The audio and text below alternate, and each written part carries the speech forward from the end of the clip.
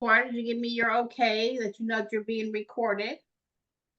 And to keep me on track, gonna go, I always have slides to keep myself on track, and I think it helps you guys. And these slides will be on, they're on Canvas under, they'll be under the exam reviews. Okay, so I'm gonna share my screen.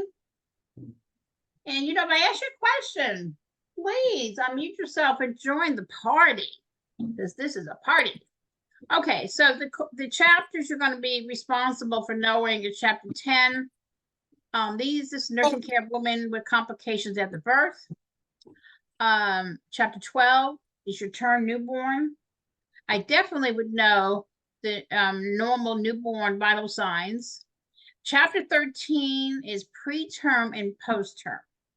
So we got the preemies, which are all little guys, and then we have the ones that get overcooked, which is your post-term newborns. Those 42 weekers, that makes me very nervous. They're your post-termers. And then chapter 14 is the baby that's born with either a peritoneal injury or a congenital malformation, unfortunately. Okay, so we're going to start it here. We're going to start with my favorite, because it's hemorrhage. All right, so you got two classifications of hemorrhage, which you probably already know. Early, within the first 24 hours postpartum. And then you got late. Late means after 24 hours, right? And during the 6 weeks that she's during the postpartum period. Easy peasy. So your major risks is hypovolemic shock. There's no doubt about it.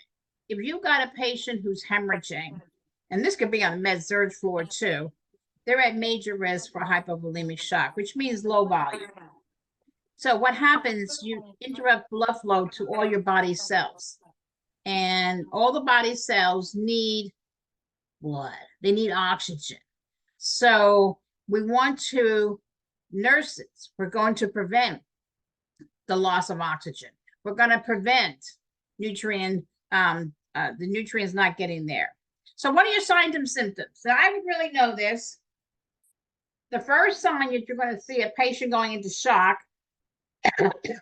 is tachycardia. Okay? Tachycardia. Yeah, their body is sensing something is wrong. So the heart's going, wait a minute, I got to up the function here. So they're going to get really fast. And that's called tachycardia. The heart rate gets really, really fast. If I'm doing that heart is working really fast, then the blood pressure goes down, okay? And then your patient, she's showing you, hey, I'm cold. I'm a little pale. I got no blood. And so they get pale, cold, and clammy. And then if you're really not on your ball game and you don't pay attention, she's going to show some mental status changes. And guys, this is a big one. Of course, there's going to be a decrease in urinary output, because blood is all the blood is being shunted over to the heart. So that's why you got that tachycardia going on. And the kidneys, poor little kidneys, are saying, hey, I need something, but they get decreased because the body is sensing that there's something not right. So that kind of makes sense when you kind of put everything in perspective. So if I was asked you a question, the first sign of hypovolemic shock is most often what? Come on. Come on. Tachycardia. Tachycardia. Exactly. Okay. So now you know how I operate. I'll be asking you some questions. All right. How about another little brain teaser? Remember I told you, know those drugs, methogen, oxytocin. So which medication will the nurse anticipate prescribed to control postpartum uterine atony? Methogen. Methogen, absolutely. Now, when you give methogen, Tamisha, when you give methogen, what do you have to take prior to giving methogen? You have to check the pulse for the heart rate, for a full minute. Yeah, good. Absolutely. Because methogen speeds it up. So, but most of the time when you got a patient who is in shock, and she's lost a lot of blood, okay, that blood pressure is going to be low anyway. But that's always a really good test question. All right, let's move on here.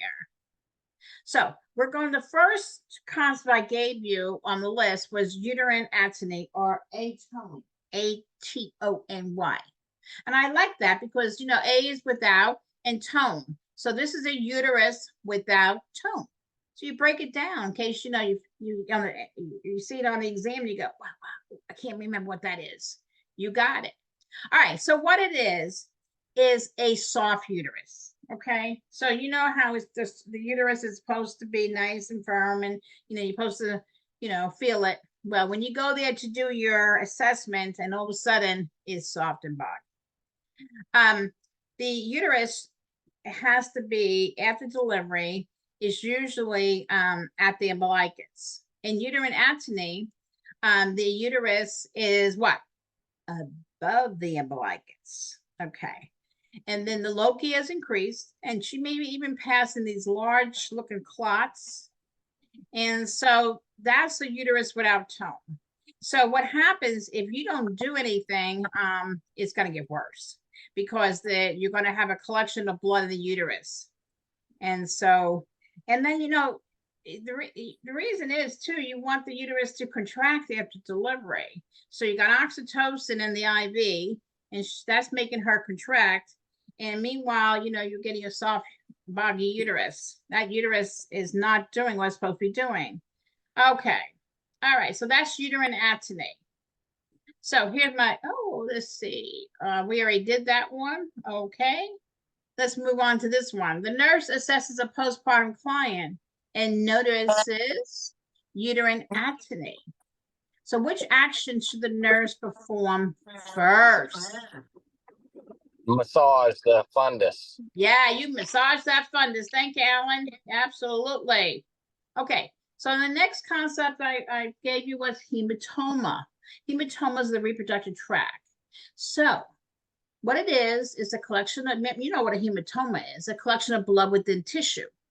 So it could be that she had some birth trauma. Maybe she had a difficult delivery, you know, maybe she had a prolonged pushing, which is the what? Second stage of labor, right? Maybe it was prolonged now, you know? So it's those tissues in the perineum there are very, very soft and fragile. So usually you find these hematomas inside, like inside the vagina on the vulva area, and they're bluish and they're big, you know, and they look purplish. Now, the main thing about a hematoma is unrelenting pain. You know, you can give her like some oxycodone, which is pretty strong, and for pain relief, and it really does not work very well. No. And they complain a lot of pressure and everything in the rectum and pelvis and rectum. They might not have it like an unusual amount of lochia rubra, but they will have this bluish purplish mass. So, you know, it's very traumatic. If she had maybe a forceps delivery, you might see this also. Okay. So here we go. Here. So what is the nursing action that's appropriate in the care of a postpartum patient to prevent fundal displacement?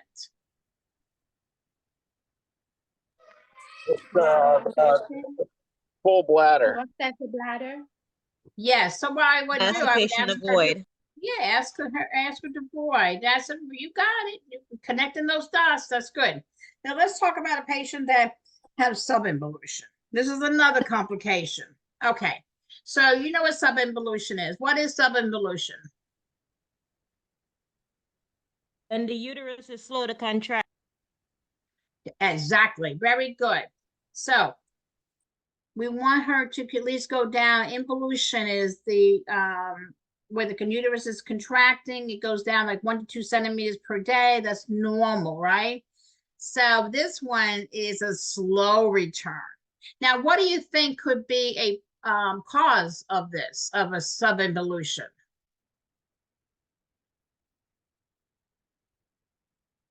What could be left up inside? Placenta. Yeah, the placenta. You could have placenta fragments. And so this poor lady, she might even go home. And then all of a sudden she starts having a fever and she has persistent red lochia and sometimes even smell. It starts to get old because it's been up there in the uterus for a while. And so it's foul smelling vaginal discharge. So we always think when these kind of patients call, I think, okay, what am I going to do? I may have to bring her in and we may have to do a DNC. Going to evacuate this uterus, keep her NPO. Okay, now we move on to another concept, thromboembolic disorders. You can throw a clot real easily. So the causes, you have this venous stasis during pregnancy. That's one of your causes. You have what it causes pressure behind the knees. I'm going to tell you, years ago, we used to have them on the stirrups a long time, and we were pushing. That's when we saw more of the DVTs. And DVTs are serious. They're deep vein thrombosis, and those clots can be in her calf because of stirrups, And so remember, those clots can move. And so patient calls you down to her room and her leg is hot and is red and she's feeling pain. That's a positive Holman sign, correct? Okay. And so you have to get on it right away, And so what are you going to do? You're going to call the doctor and he's going to order a venous Doppler study. And I'm going to be honest, 9 out of 10 times, it's negative, but that one time could be positive.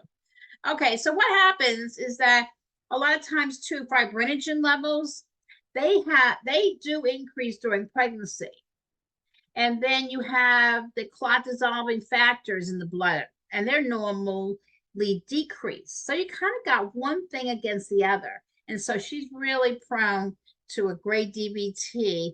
And two, even though we don't put them up in stirrups, the old days, like we do funny things, especially when we have shoulder dystocia, where we can't get the shoulders out.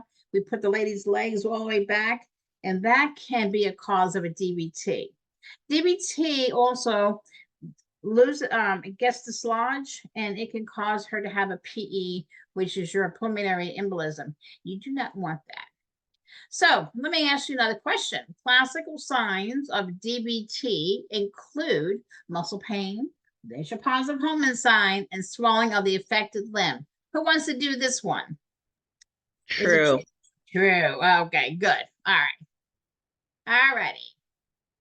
So what can the nurse do to prevent a thrombus from forming? Let the patient ambulate. You got it. And early ambulation is the best. And I'm going to tell you, it's not only just for maternity, it's also for your medical surgical patients also.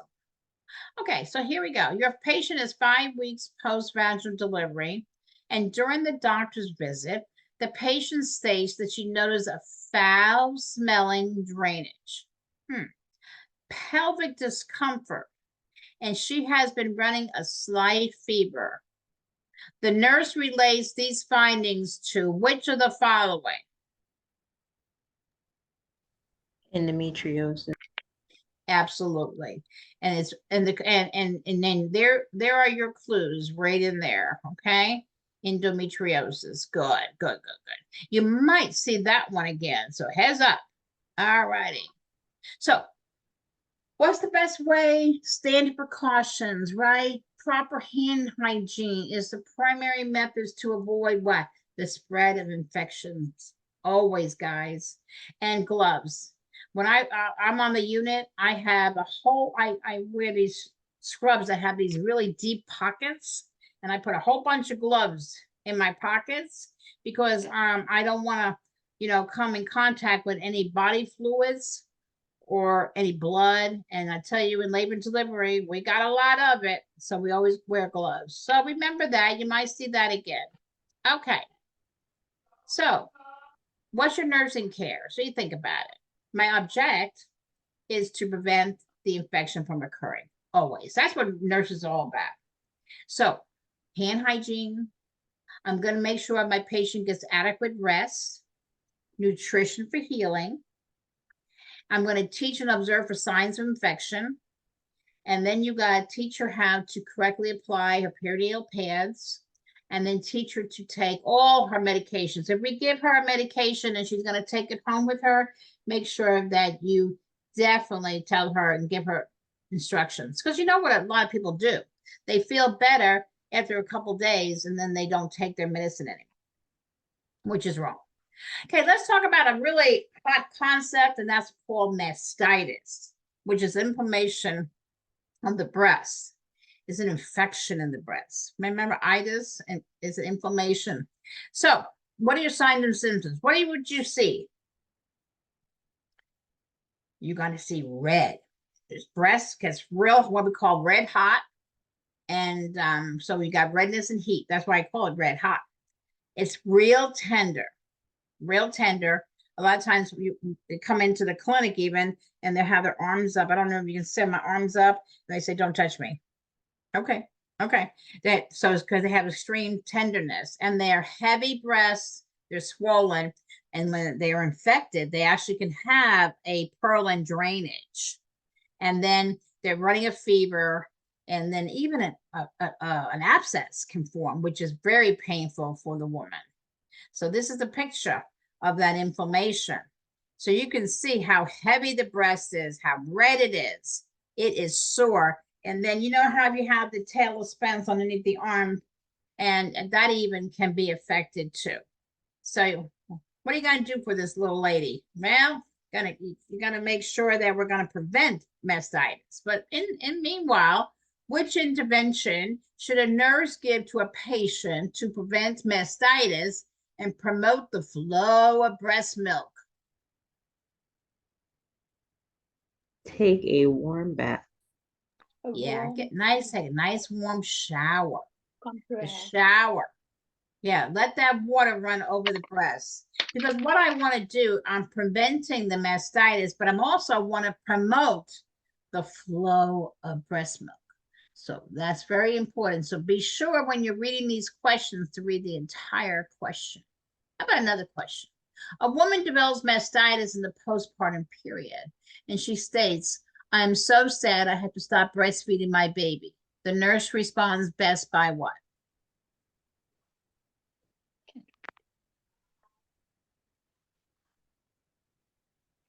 Okay, first of all, I want her to keep breastfeeding, right? Yes. Yes. So knowing that, Number 4. number 4, yeah, we don't have to stop breastfeeding. Now, I'll tell you, she may be a little reluctant because she's in pain, but she doesn't have to stop. Okay, but all right. Let's move on to mood disorders. So we know that moods are how we feel. You know, they're an emotion, and these emotions can actually color one's view of life.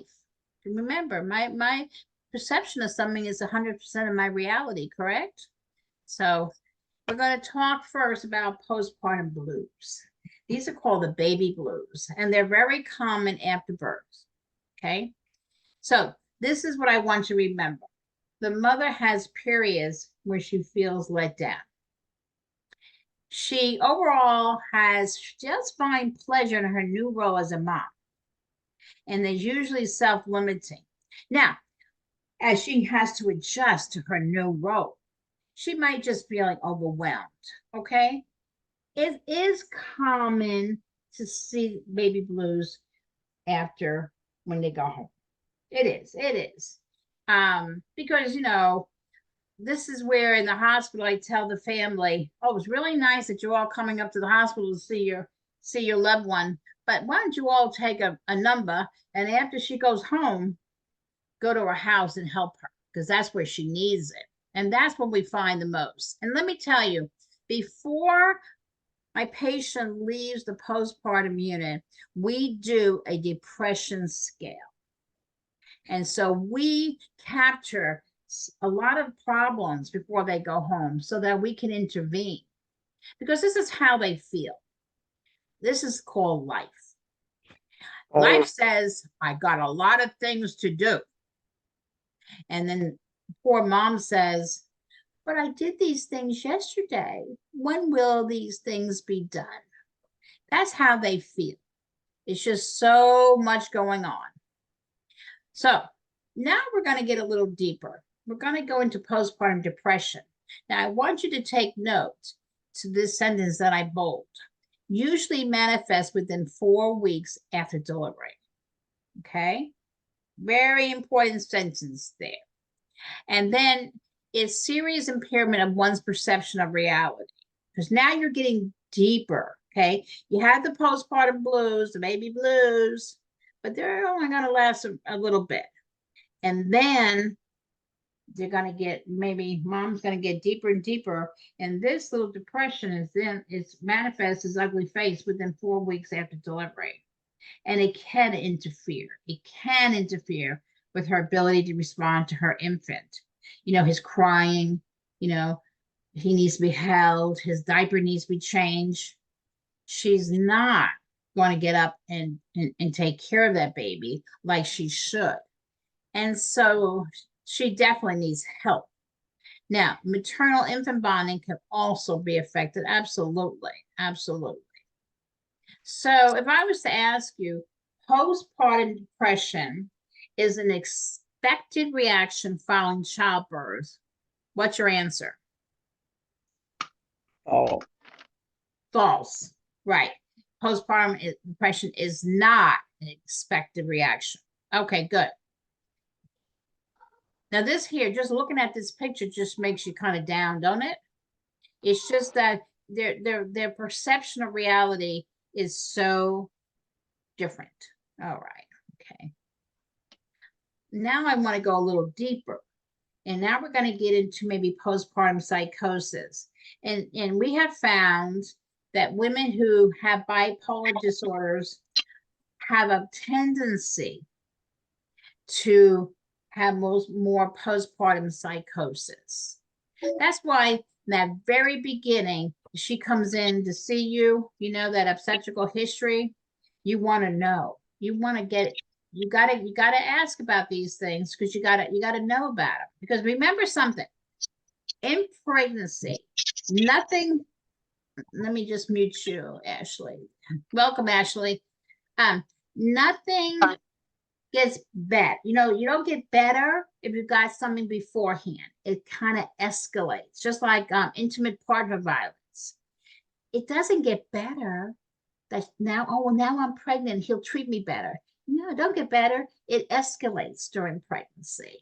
And these people with a psychosis, they have very deep feelings of they're not worthy.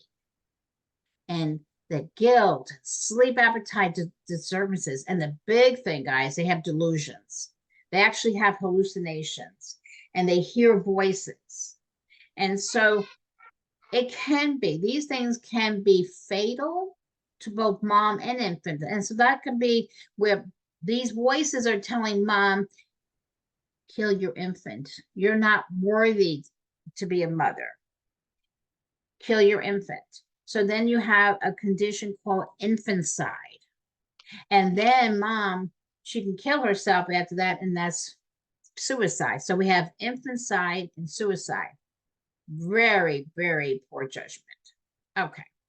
So yes, we need to follow these kind of people, women, and we need to make sure that they're safe. Now, I know my class knows this, but I had a patient, and it was a Sunday afternoon, and she had psychosis, postpartum psychosis. And I was asked to go into the room and to sit with this patient. I was in nursing school at the time. And I thought, oh, sure, I was really, you know, enthusiastic. I tell you what, it was scary. And finally, I stayed all night. We had to be very careful. The baby was not in the room, of course, and they brought the baby in, but she had she didn't want to see this baby. She looked at that baby like it was something else. You know what I mean? So it was scary. Anyway, the next day a bed over in the psychiatric unit opened up, and that's where she went. Okay, so it's kind of sad. All righty. All right, and again, so if I asked you what is the nurse concerned about with a patient who has postpartum psychosis, what would you say? Infants, side and suicide. Right, yeah, and they do happen. Okay, so let's move on now to our next chapter, and that is the term newborn. Okay, term. So that means that baby is at least 37 weeks up to 40 weeks, right? That's a term baby. Okay. So these babies are ready. They're ready to be born.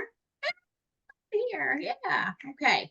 So when these babies are born, they have reflexes.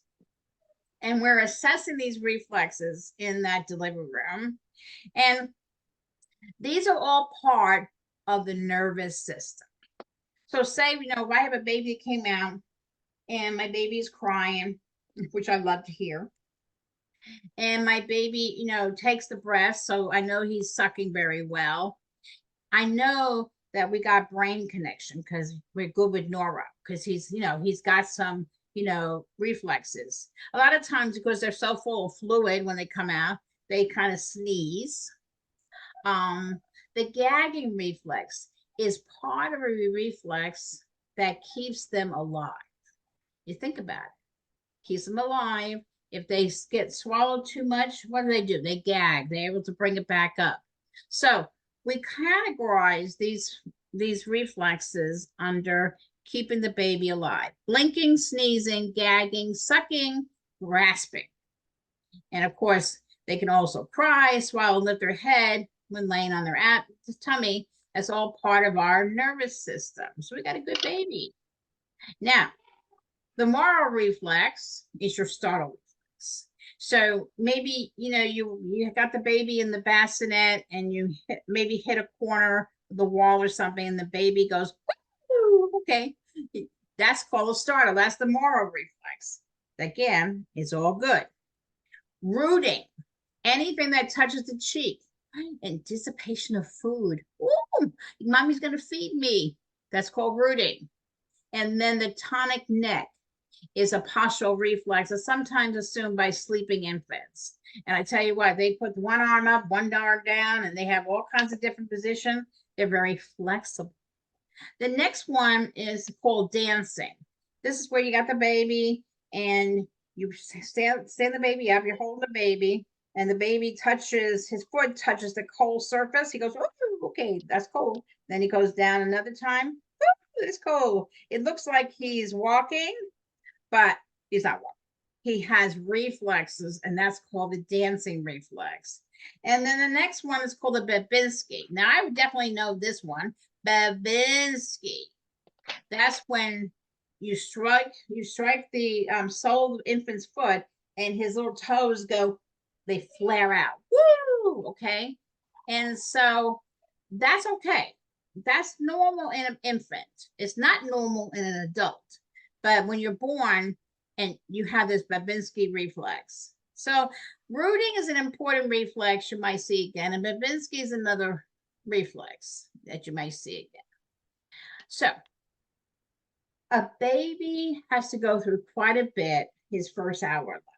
That's the most critical part of his life, is that first hour.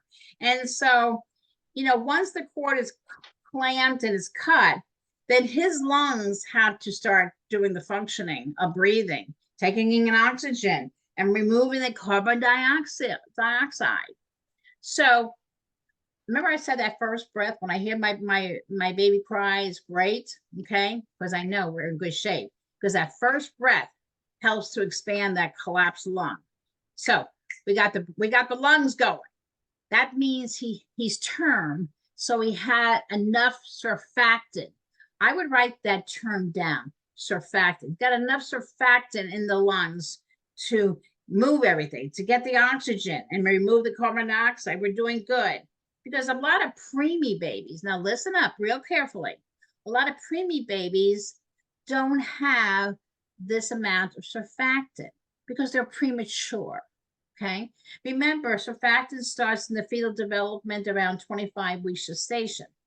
If they're born, say at 28, 29 weeks, they're not going to have the amount of surfactant that they need to start that breathing going, okay? And so that's where you have to give these babies, after delivery, you give them surfactant, okay? And I know I'm getting off here, but preemie babies, moms, the mothers of these preemie babies, they get the steroid, betamethasone, prior to delivering this preemie in order to increase the production of surfactant that's there, but want to get it going. Okay, so we try our best before they're even delivered to get that, because it's so important. That substance is so important. Okay, all righty, and always remember, you want to always have the baby so we have a patent airway. Always, always, always. Okay, let's move on. Okay, so that you might see this again, this about bulb suctioning, you know. We're going to ensure patent airway. Remember I said they're born with a lot of fluid. So we want a correct positioning of him on his back or side and removing any mucus from the mouth. Mouth first, nose. Mouth first, nose. Be sure that you see this picture here. Okay, I'll make it bigger. Let me see if I can make it bigger. You want to make sure that when you're doing inside the mouth, you do not go straight in. You're going to go to the side, okay? Because if you go straight in, you're going to elicit the gag reflex. And I don't want to do that because I'm trying to get out this fluid that's in his mouth. So I don't want to do that. So I'm going to put this bulb syringe on the side, okay? All right, everybody got that? Because that's a pretty important concept. All right, so I know you've already probably so tired of hearing APGAR scoring, but Dr. Virginia APGAR, she came up with scoring only so that, hey guys, you know, we got to look at this heart rate and we got to know what level of kind of resuscitation that we have to do to make this baby good. So we're going to look at his heart rate. So you got a score of 0, 1, and 2. And then, you know, if he's got a heart rate, good. You want a heart rate, that's good. And then your respirations, is he crying? You know, baby crying, that's good. Okay. That muscle tone, is he moving around? Okay. Reflexes, you're going to check the reflexes. And a lot of times you check them in the baby, especially the foot, he'll kind of pull back on you. Got reflexes. And the color, that a lot of times they have a condition called acrocyanosis. That's normal for the first 24 hours. It's okay. That means his hands and his feet are a little bluish, okay? His trunk, though, the center of his body, his head, the trunk is pink. That's called acrocyanosis. Know that term. So, because, you know, parents, what they do a lot of times, they'll come into the room and say, my baby is blue. My baby's not good. Come in here, nurse. And you check. And the baby's doing fine. He's nice and pink. And everything looks good except for his little hands and his feet. So you have to explain to daddy, it's okay. We got it. But yeah, then you keep an eye on it because it only should last about 24 hours. So again, you do a score, APGAR score is done at 1 and 5 minutes after birth. And then you're looking for respiratory distress or any kind of evidence by looking at your rate and character of your respirations, the color, and his general behavior. And let me point this out. Sternal retractions must be reported immediately to the healthcare provider. Chest sternal retractions are never good. Grunting is never good, okay? So those are things that, you know, you walk into the room and you see that, you must report it immediately. Okay. Let me see here. Okay. So you obtain temperature, pulse rate, and respirations. The temperature can be taken rectally, but we don't do that really anymore, guys. We really go axillary and we let the pediatrician do the rectal temperature if they want to make sure that the anus is open. Pulse and respirations, you checking that. And let me tell you a little hint. You do these pulse and respirations before you take the temperature, because once you take the temperature, that baby's going to cry. And so here I put the nurse should report if the temperature elevation is greater than 99.8 or lower. If we got this baby is cold, it's below 97.1. If his pulse rates are greater than 160, that's abnormal, that's tachy. And below 110 is what? Is low, right? More on the bradycardic side. Respiration greater than 60 is tachypnea. And then lower than 30, it has to be reported. Not good. If you have this baby and he's making noise, you know, you're going to get that bolster syringe out and you're going to suction the mouth and then the nose. And hopefully that will help that noisy respirations. But if it doesn't, and he's grunting, he's having some problems, guys. It needs to be reported. And then nasal flaring, never good. And the chest retractions are not good. So those are things, and you might have a question, you know, about it, and you need to know the normal vital signs of an infant so that you can recognize the abnormal signs. So here, so when the nurse is doing her morning assessment on a baby who was born during the night, okay, about approximately 12 hours before, what physical signs should the nurse report immediately?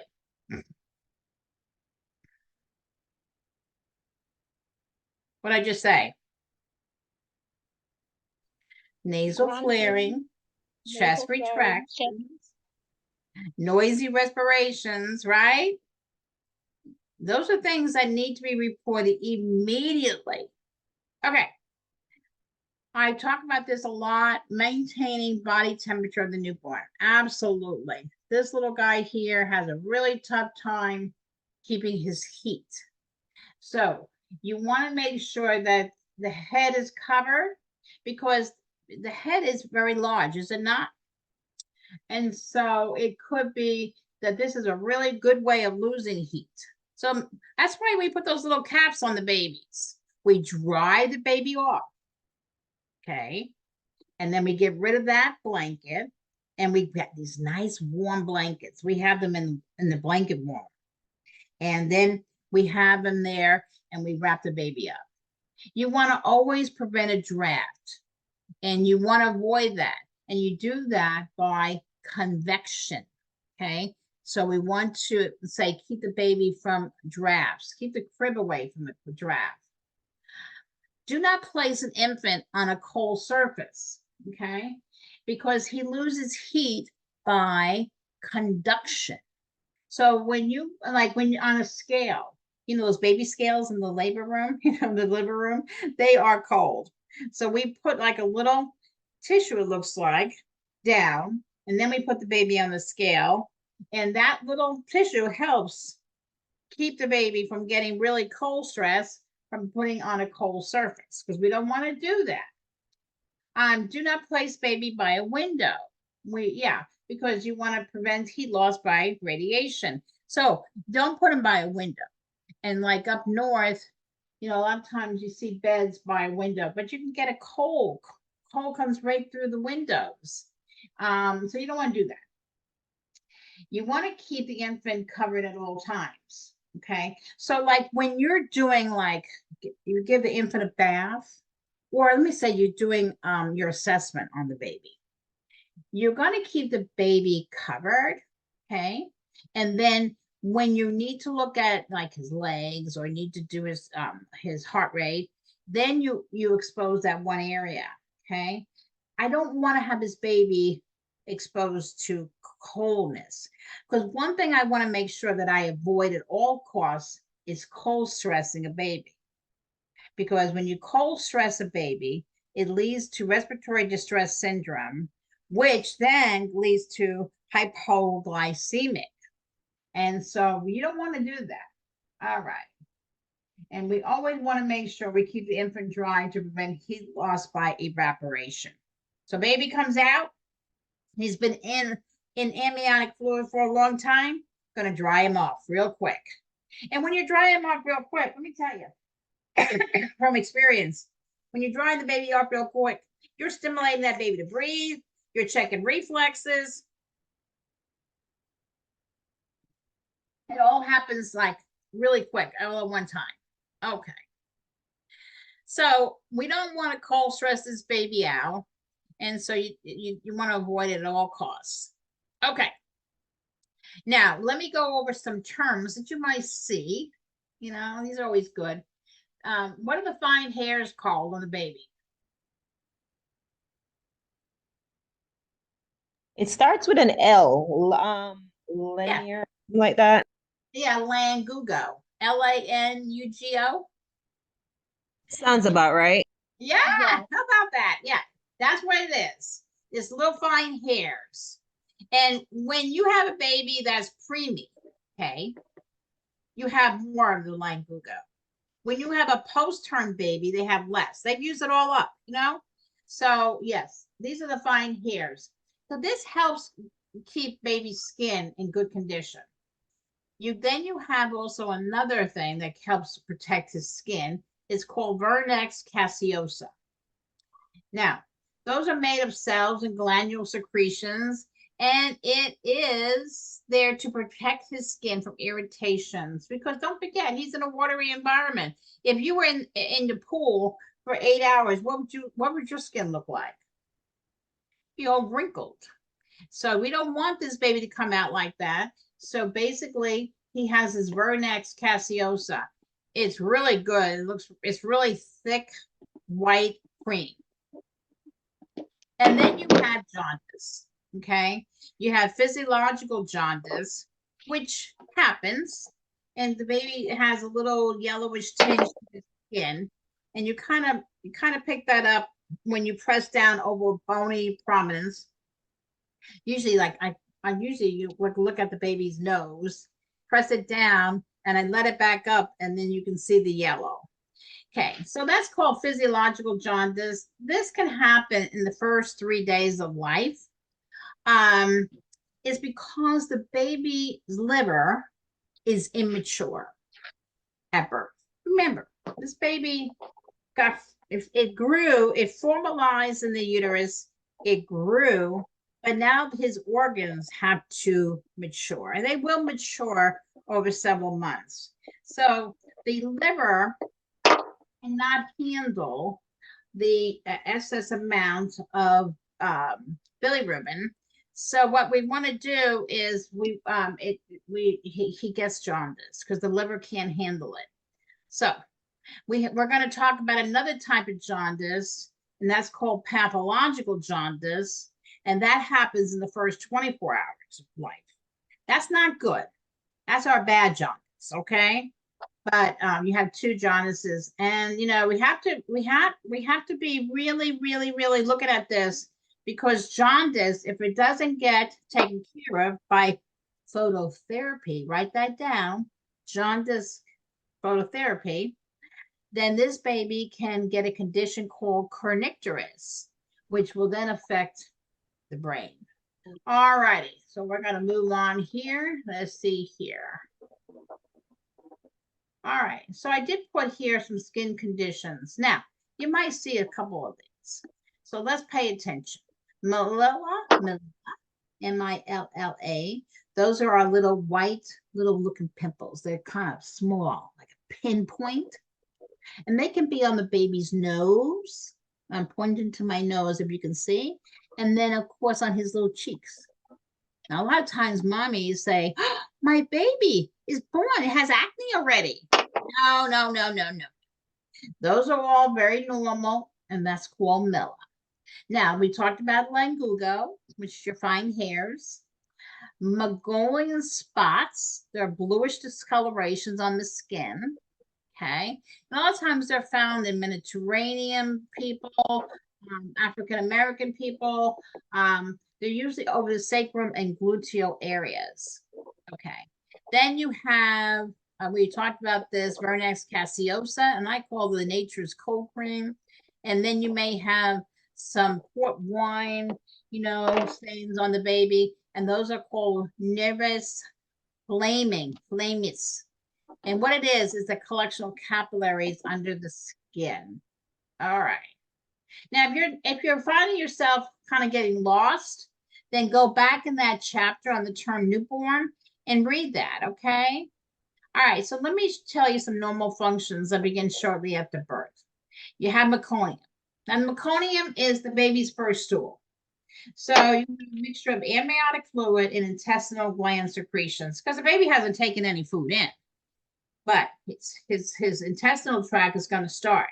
Now, meconium, we like to see the baby have the first stool outside of the uterus. It can happen inside, and that would be, he would have a condition called meconium aspiration syndrome. We want to prevent that. But right now, we're going to talk about this. So, meconium. Then it does, guys, it is sticky. It is greenish, blackish, real thick, and it passes between 8 to 24 hours after birth. Now, the normal consistency of, say, breast milk, okay? Breast milk is the best, right? And the stools of a breastfed baby, they're usually nicer. Let me put it this way. They're yellowish. They're yellow. So write that down. You might see this again. They're yellow, and sometimes they look a little grainy. Okay. And they have a better smell to them than, say, a formula fed baby. Okay. So that's another reason why you want to have breast milk too. Not only for the great antibodies, but also because of the stool that it produces. Okay. Let's move on. So here you go. So I put in here because you might see this again. So you want to see the difference. So you see the meconium stool here. That's what it looks like. And then here, see how meconium starts to break apart after breastfeeding. And then here, you can see now how it's changing. That it's going to go to yellow and grainy. And then you go to a normal breastfeeding where you go just yellowish. And you can see the difference. Yeah, you want that. You want that for sure. Okay. All right, so I've asked you a question. Is it a normal finding if the stool of a breastfed baby is yellow? Yes, it is. Thank you. Yes, yes, yes, yes. Okay, let's move on. All right, so remember, a baby's born with 1 month of what we call passive immunity. All right, that's why we want mommy to breastfeed, is because she gives the baby such good antibodies to get him started. Because there's ways that this poor little guy can get infection. The umbilical cord stump is the primary site of infection. So you have to keep that clean. And hand hygiene, we talked about this already, is the primary means of preventing infection. Okay, so again, you don't want to take this baby out. When I see so many people take this baby out to the mall, and I just kind of cringe when I see that because I feel for this baby. Okay, we're going to go right now into chapter 13, preterm and post-term newborns. Now, I've gone over some of these with you already. I kind of put it in there, but let's just start. Make sure that everybody knows what a preterm baby is less than 37 weeks, okay? And early term is between 37 weeks, 0 days, and 38 weeks and 6 days. Then you get full term. You got full term, which was between 39 0 days and 40 weeks and 6 days. And then you have late term. Late term falls between 41 and 6. Then your post term, heads up, important to know. Post term infant is like between 42 weeks and beyond, which makes me cringe. But anyway, so you have your term, and I said between 37 to 40 weeks gestation, and that's about right. They broke it down more now, where you have early term, you have full term, and you have late term, and then you have your post term, which is 42 weeks. I can tell you from my clinical standpoint here, this 42 weeker it gets a little bit risky. I'm going to be honest with you, is because the placenta gets old. Okay, but the body says you're supposed to have 280 lunar lunar days, or you have 9 months. Okay, 40 weeks. That's a normal. Okay, and we keep stretching it now longer and longer, but the placenta does calcify, and the baby does, just laying there, gets bigger and bigger. Okay, so if I was to ask you a question, which classification will the nurse assign an infant born after 42 weeks gestation? Heads up. Post. Overdue. Huh? Post. He would be post-term. Thank you. Thank you. You Sorry, I had got to read across the room. it. Remember that. Okay, guys? Okay, we're going to move on. All right. All right. So, yeah, I must have really thought this was really important. It's all highlighted in black here. So, respiratory distress syndrome. It's also called hyaline membrane disease. What it is, you have immature lungs leading to decreased gas exchange. Okay, baby can't do it. Well, we talked about this already, remember? Surfactant? Yeah, I already talked about surfactant. And so, like I said, it's a fatty protein that is high in lecithin and is necessary for the lungs to absorb oxygen. Bingo. So if you have a premature baby, right, you have less surfactant because surfactant forms around 24, 25 weeks gestation. So if you have a baby born after that, like at 26 weeks or 27, 28, 29, they have less surfactant. Okay. All right. And surfactant is, you need it. So this is why we need to make sure that we give the baby what it needs. So if the baby's premature, we're going to give the mom what? Betamethasone. Remember that? Write that down. We're going to give her betamethasone prior to delivery so we get the production going. Betamethasone is a steroid. Remember what steroids do to the body, okay? It increases it, right? So that's what I'm trying to do, is increase the production. This surfactant that's there, I want to increase it. So I have a fighting chance when I'm born, because it's not fair. Okay, so which complication will the nurse assess for in a preterm infant who is deficient in surfactant?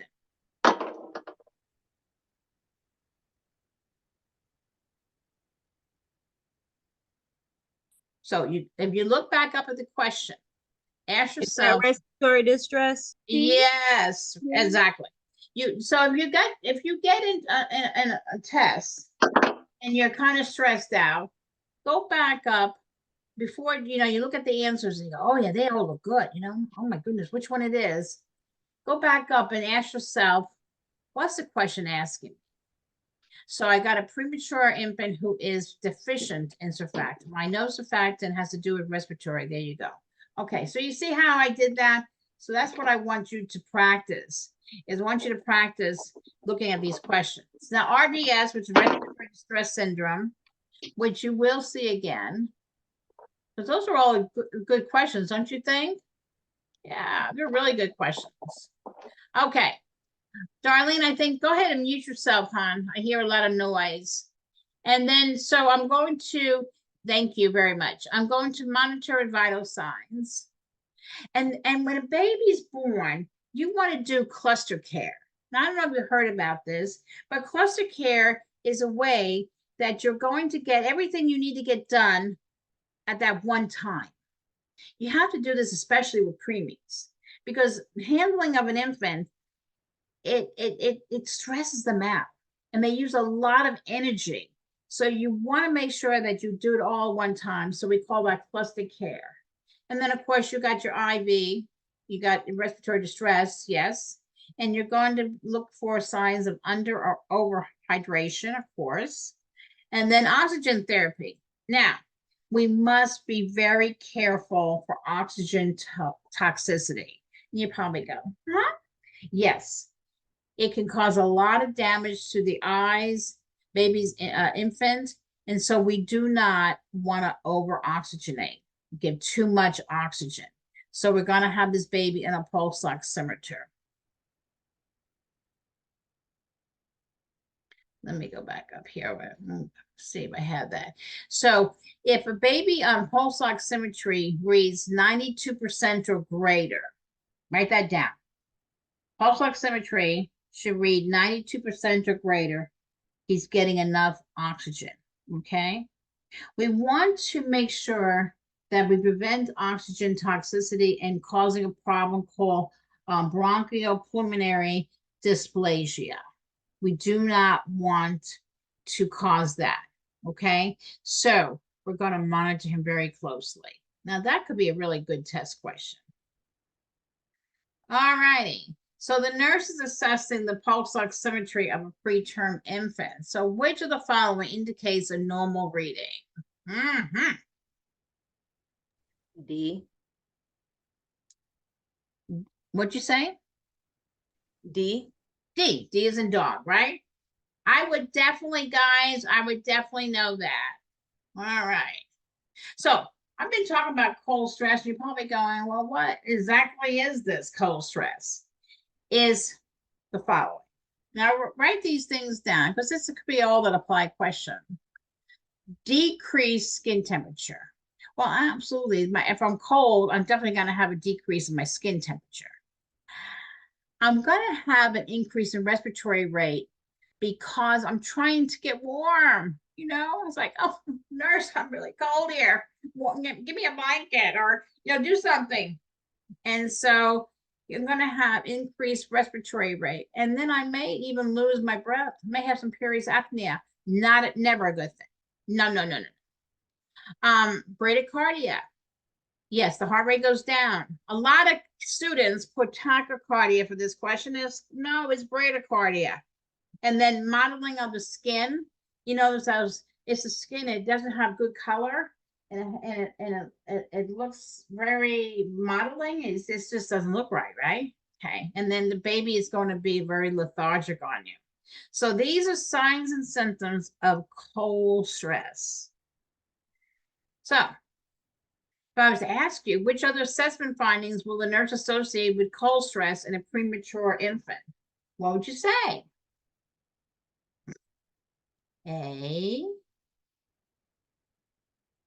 C, D, right, okay. So it's not tachycardia, it's bradycardia, right? Right?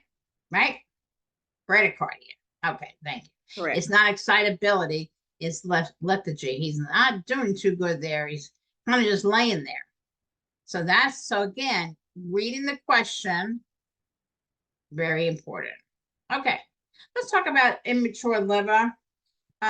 You can have a condition called iceterus, ICETERUS, and you got your skin and the whites of the eyes, they look yellowish orange. And we talked about this already, just going over in this chapter. The liver is unable to clear blood of the bile pigments, which result in the normal postnatal destruction of red blood cells. He can't. See, red blood cells get destroyed, and then the liver is supposed to handle all that bile. If it doesn't, then the serum bilirubin levels go up, okay? And the higher the jaundice, and the greater the risk for neurological damage. And I told you that was called kernicterus. And never good. So remember, again, the liver is immature. And so you have to make sure you handle that and handle it well. Otherwise, you want to prevent kernicterus. Okay, so we did that. So what's your nursing care goals? Well, you're going to observe the skin, sclera, mucous membranes, okay? We want to report it, jaundice goes from the face to the abdomen and then to the feet. So what I always did when I was looking at my newborns, I look at the nose because it's a bony prominence, and I push my finger against his nose to let it up, and it returned yellow. Aha, I got my jaundice, okay? And you want to start this baby on phototherapy. Okay. So here's my phototherapy. And the main thing I want you to remember about phototherapy is that you're going to cover this baby's eyes, okay? Protect the eyes. It's like, I'm going to tell you, if you've ever been to Florida and you go to the beach, you know, Florida, we're closer to the sun, so you get more rays and the ultraviolet comes at you. You could not sit on the beach without a sunglasses. You know what I mean? You need sunglasses. So same thing, you want to protect the eyes. Same thing. You want to protect his eyes here. Covers little eyes. Now the rest of the body, he's going to be naked. Because the phototherapy, what you're going to do is you're going to start breaking down that bilirubin, but using phototherapy. And then by giving him fluids, now write this down. You're giving him fluids. And when you give fluids, then he's going to either pass the bilirubin in the fluids through his urine or feces. That's how you get rid of the bilirubin. So again, you want to give the baby fluids, and then he's going to pass it through the urine or feces. So down on his bottom, you want to, you know, you want to protect his gonads and everything. You want to protect him, but you know, you want to be sure that he's, you know, you get a good surface area for that ultraviolet light to break down, and then you want to, you know, protect them and make sure that you got a little diaper. Okay, this works like a charm. You know, it's scary when you show mom. Mom goes, "Oh my gosh, no, we can get this under control." We always want to reassure the parents, it's okay. We're okay. You got it. Okay. All righty. So, let me put my screen down here. There we go. So, what's your nursing goals for a preemie baby? So, start writing down. So, a preemie baby, I've got to improve his respirations. So, if he's not doing well, we're going to take him to NICU. We can give him surfactant in the NICU through the ET tube, the endotracheal tube. You give him surfactant. It takes about 3 days for that to start working on him. So he's going to be in the NICU. He's going to have IVs. He's going to have apnea monitor. He's going to be wired up. Okay. Preemie babies lose a lot of body heat. Term babies do too, but preemies even more so.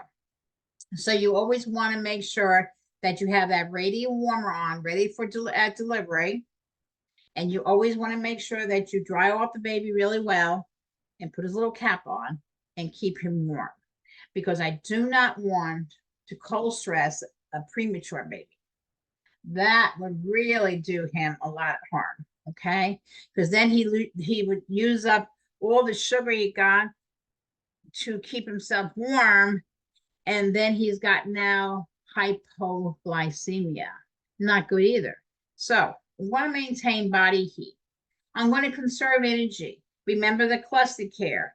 Going to make sure that I get all my stuff done in this one shot, okay? Because especially a preemie, they use a lot of their energy when you're doing your assessment on them. And you don't think so, but they are, okay? It kind of stresses them out and they use their energy. I want to prevent infection. So, you know, anyone that's coming into the NICU unit, they're going to do hand washing. They're going to make sure on the NICU, I'm going to do it. I'm going to do it in the mother baby unit.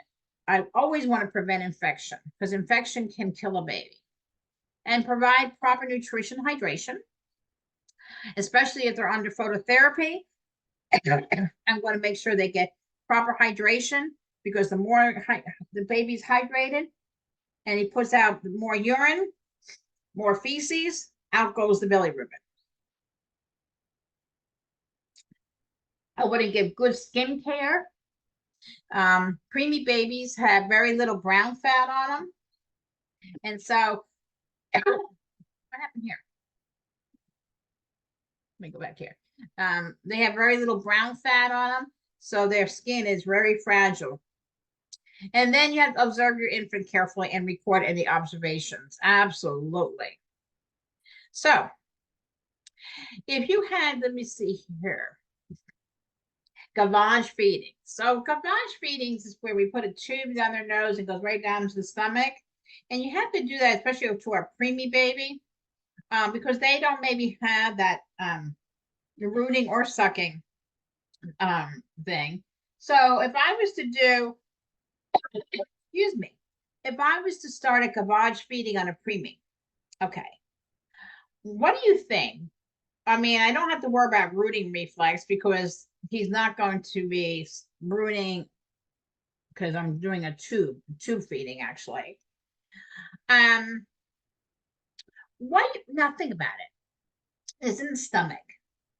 So what do you think I would have to make sure there's nothing down in the stomach? So which one of these do I make sure I do first? D. D. You do say D? D is in dog, yes. Yes, thank you, Tamisha. Yes, you want to aspirate because a baby's stomach is very small. And if you're putting food down, like the breast milk down the gavage feeding, I got to make sure there's nothing still there. Because if I don't and I add more, then it's the baby's just gonna what? Throw back up. And then you could have aspiration syndrome. Yeah, absolutely. You got it. You're thinking. Good deal. So I've got to know what's in that stuff. Okay. So that's how you would figure that question out. All right. Now this one is problems associated with a post-term. Okay, so we did our preemies. Now we're going to go to our post-term babies. Well, these post-term babies could have problems. We talked about meconium aspiration syndrome, where they actually breathe in that meconium. We don't want that to ever happen. So baby head pops out. He's got meconium stained fluid. We're going to suction him out. Suction that baby out. And then we deliver the rest of the baby, and he goes over to the radiant warmer and he gets suctioned out. RT comes in and RT will go ahead and put a tube down and go down deeper and get all the meconium out. Okay. You could have be a big baby, but poor nutrition. Increase in red blood cell. They could have polycythemia, which is too many red blood cells. Get this. This is what I see a lot. A difficult delivery due to increased size of fetus. You could have shoulder dystocia, where the head pops out, but then you can't deliver the shoulders. Well, you got to get the baby out. You can't force the baby back up. The head's out. So then you have to end up breaking the clavicle. And that's a traumatic delivery. Believe me. By that time, mommy has a 4th degree episiotomy, and she has had her legs wide open up high in order to make lots of room to get this large baby out. A post-term baby could have some birth defects, and then of course asphyxia and seizures are another problems that can be associated. On a post-term, you always worry about, and any baby, guys, respiratory distress. Okay. Big babies, especially of diabetic moms, have problems with low blood sugar, hypoglycemia. Okay, on the other hand, hypoglycemia, you can also have hyperbilirubinemia. All right, he's already got too much going on, and he's already headed that way. And you got cold stress, and we talked about cold stress. All righty. I'm just going to go over the fontanelles, just in case you might see them. You have interior and posterior, right? So what does it mean when a nurse assesses an infant with sunken fontanelle? What does that mean to you? Anybody? Does that mean that they have neurological issues? Well, sunken means what? What do you think? Oh, dehydration, no water. Yeah, got it. See? Yeah, you go.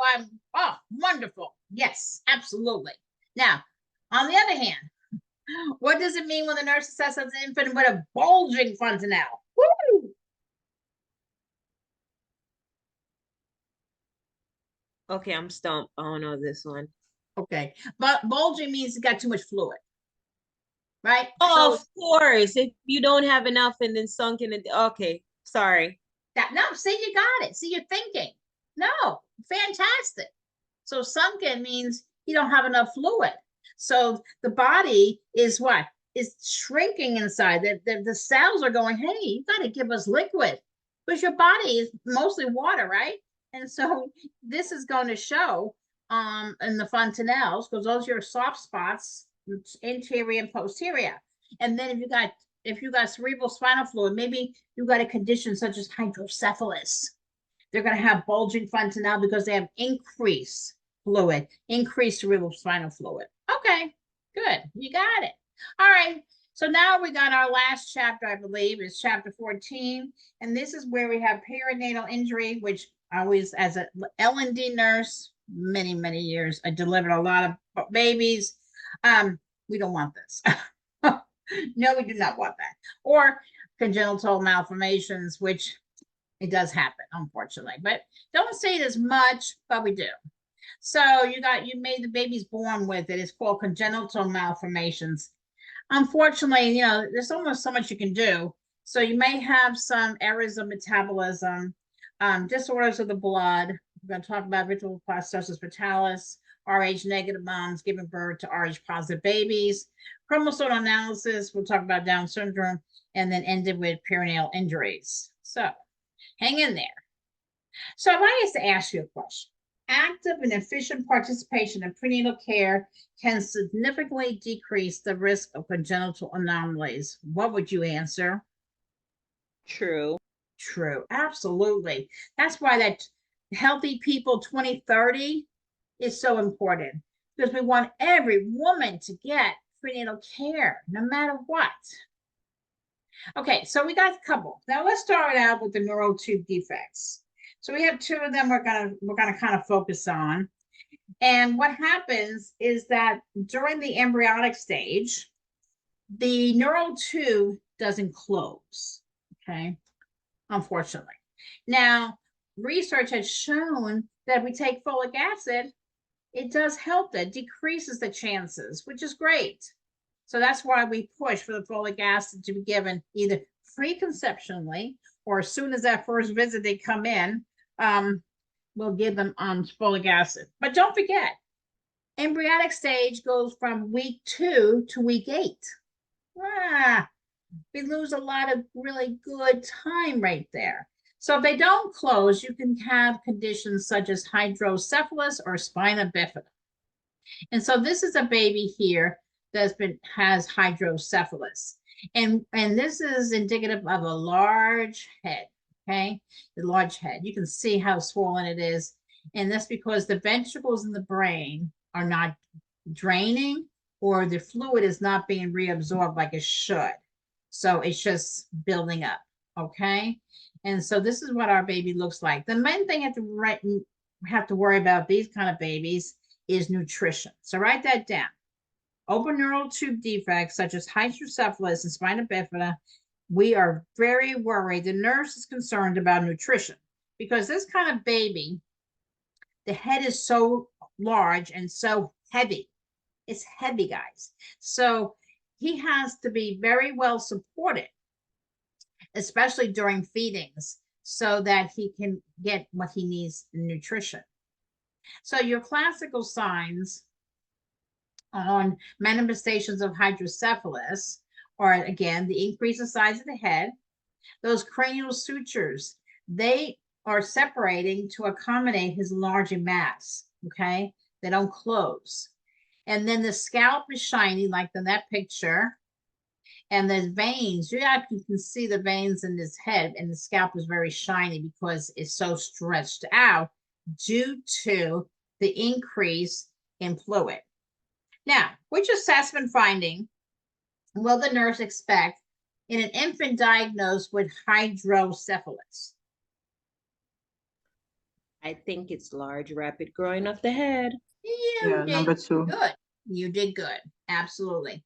Now, the protruding tongue, let me just go over that with you. Protruding tongue would be a baby born with Down syndrome. Okay. An inward turning of the ankle and foot would be a baby born with a club foot. And then a hairy patch in the lumbar sacral area would be a baby born with spina bifida occulta. You see a little tuft of hair. Okay. But yes, you are right. Okay. So here we are. These are symptoms of increased intracranial pressure. Okay, so of course, you're going to have increased blood pressure, and then decrease in pulse, decrease in respirations, high-pitched cry. It's like a shrill cry.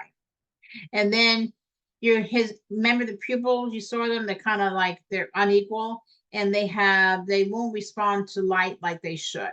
Now, with these babies, like we said before, their fontanelles are bulging. Okay, you got it. All right.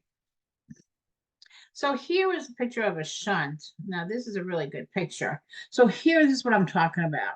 See the ventricles in the brain? Okay. And the fluid is not being reabsorbed or is not draining properly. So what they do is they'll put a shunt in. You can see a tube, and it starts here in the ventricle.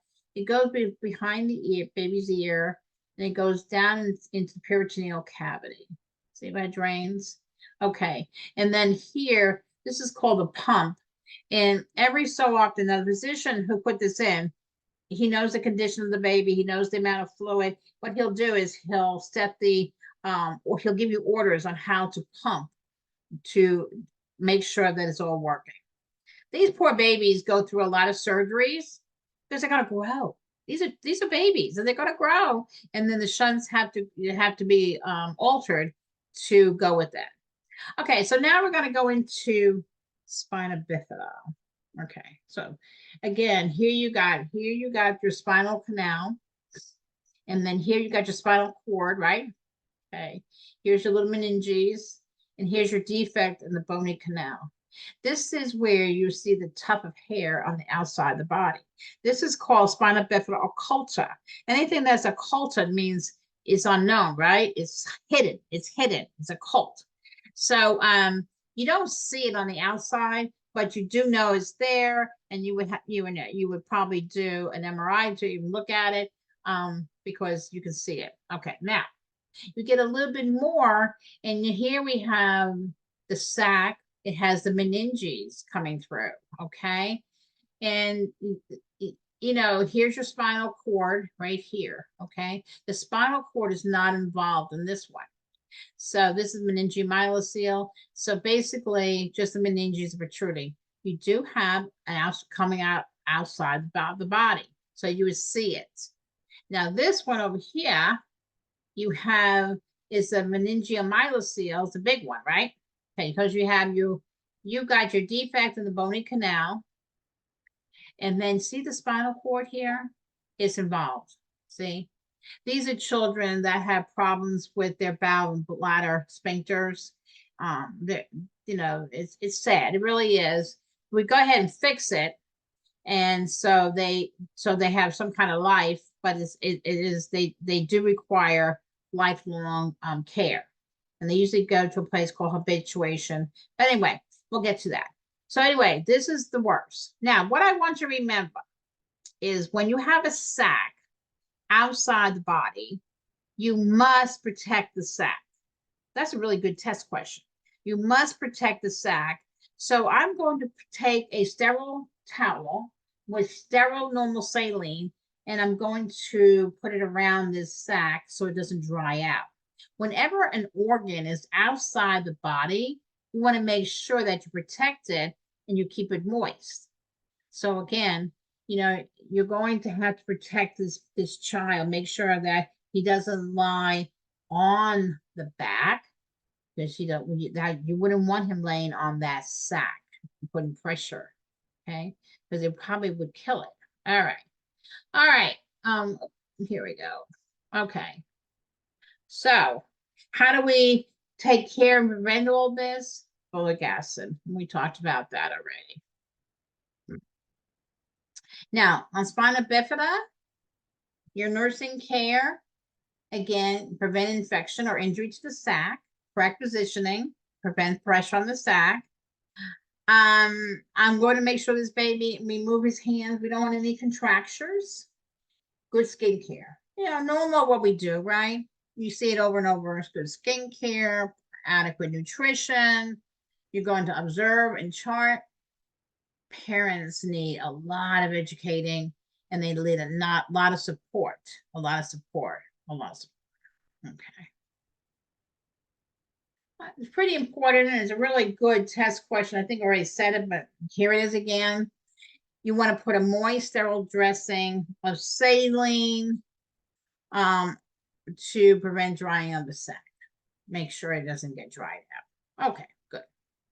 So if I was to ask you, the nurse is caring for an infant born with spina bifida myelomeningocele. All right, that's the gun. That's the big gun. So which intervention will the nurse implement to protect the sac? I know you know it. Cover with a sterile cloth, moisten with saline. Thank you. Good, good, good. Okay. Okay, so now we're going to go into cleft lip. Okay, so what it is there in the upper lip, during the embryonic stage, there was failure of the maxillary and medium nasal processes to come together, to unite. So you got this opening, or we call it fissure. And a lot of times it could be hereditary, or sometimes it's a product of your environment. And sometimes it appears to occur more often in boys than girls. So this is what it looks like. So here you got this poor little baby, and he's got this opening. Okay, all right. So you have to be very careful with this, because you're going to repair it. But you imagine you have to feed this baby, so he's going to need a special syringe or bottle in order to be fed. Question, Professor, what is the preference over boys than girls? What is the why? That over, things like that, when they, when they say things like that, is because they have researched, and researchers have found that it seems like it affects the boys more than the girls.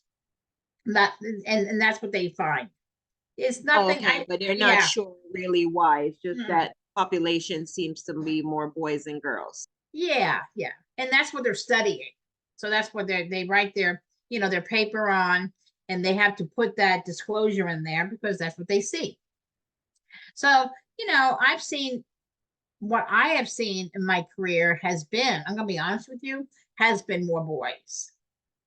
Yes, I have seen this in boys and than girls. But what we need to do is we have to repair it by 3 months of age. And remember this, they have to have elbow restraints to prevent the infant from scratching the lip. You don't want that to happen, because you want the suture. When they go in to do this chilioplasty, what happened to my slide? Okay. This chilioplasty, and they're going to go ahead and close this. This is going to have a suture. Okay. And sutures get kind of itchy, don't they? And so the baby's going to say, what the heck is this? And try to scratch it. So you don't want that to happen, because you don't want the child to have a scar. The ones I've seen, have had pretty good scars, and you can tell that they had a cleft lip.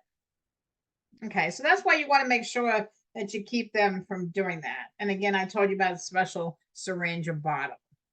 All righty. Because again, guys, nutrition, right?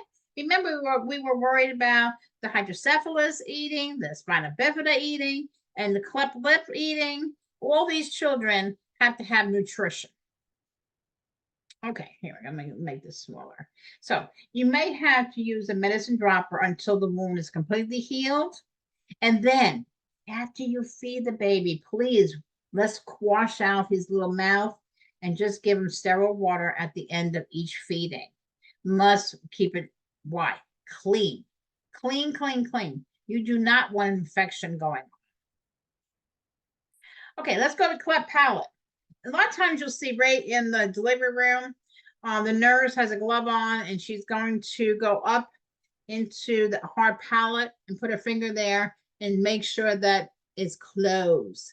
Because if it's not closed, you can feel the opening. So I want to make sure that it's closed, that the hard palate has now fused at the midline during the 7 to 12 week of gestation. If it doesn't, has the failure, then you have a condition called cleft palate. All right, and what happens, okay, so take your nasal pharynx and the nose, and in there, just kind of take your hands along that way. Then there's like a little passageway. Now, what I want you to write down is that these children are high risk for infections of the respiratory tract. Well, that kind of makes sense because they have this opening between the nasal pharynx and the nose. And these guys, write it down, middle ear infections. Write it down. You all writing it down? Okay, write it down because that's really important. They do have more middle ear infections. Okay, so what's my nursing care gonna be? Well, post-operative treatment, nutrition. Well, yeah, I kind of said that before, but with these children, they cannot have any food through a straw. And the reason why is I don't want them to be sucking on anything. So I'm going to prevent sucking. Oral hygiene. Remember, clean that mouth after because I don't want to get an infection. I don't want anything laying there, you know? I want to clean it out for the child, make it nice and clean. These children do have problems with speech. So you want to encourage the child to speak the words correctly. A lot of times they have speech pathologists. And then diversion. Okay, so now this is, tell me in your own words, crying should be avoided. Is that hard to do? It's so hard. You have a child that just had surgery. Are they going to cry? Yes. They are. They're going to cry. But guess what? Crying needs to be avoided. So you need to, keep everything. You want to keep everything intact for everything to come together nicely. So we're going to basically try to do some really quiet type of play. Coloring, drawing, reading to a baby. Yeah, it's not easy.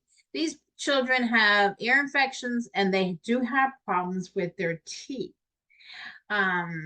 So they're going to have specialists in that, probably an orthodontist, a pediatric dentist, because the teeth are up there. The little teeth buds, they're up in the gums, right, when baby's born.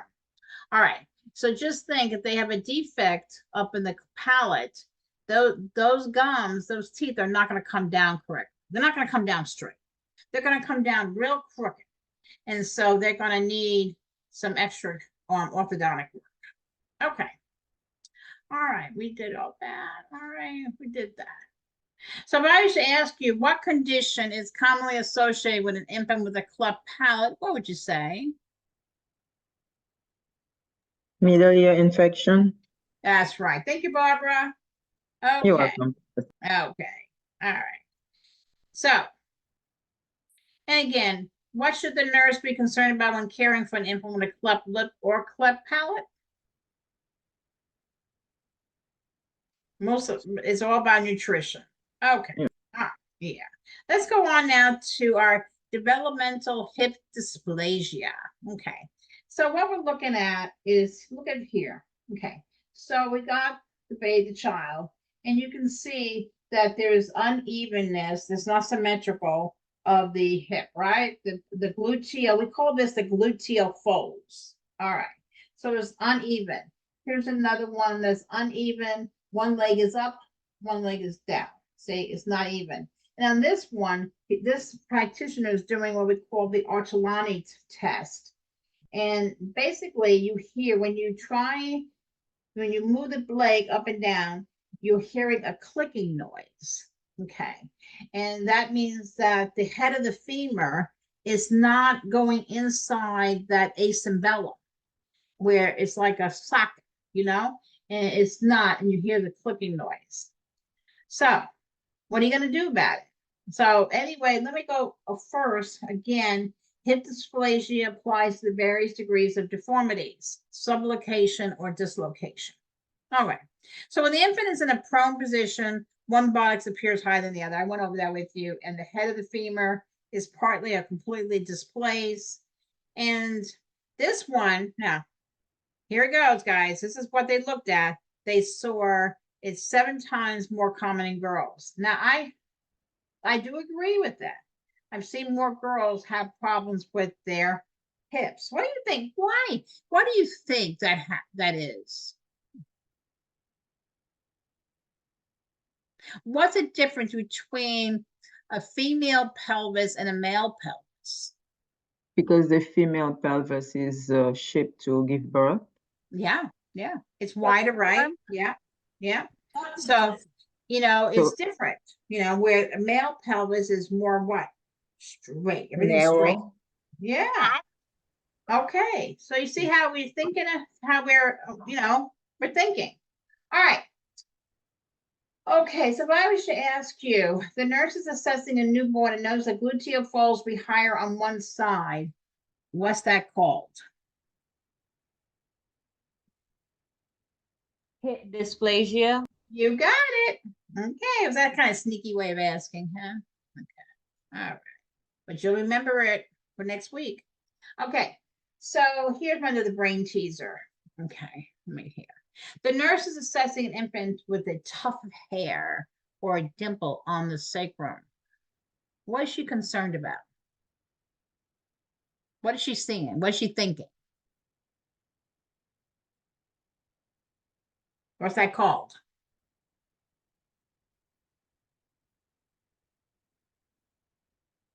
Is she not sure if the hip is lined? Is it still hip dysplasia? No, this is not no, this is something different now. No, we're not gonna box ourselves in this box. We're gonna think about everything we've been studying today.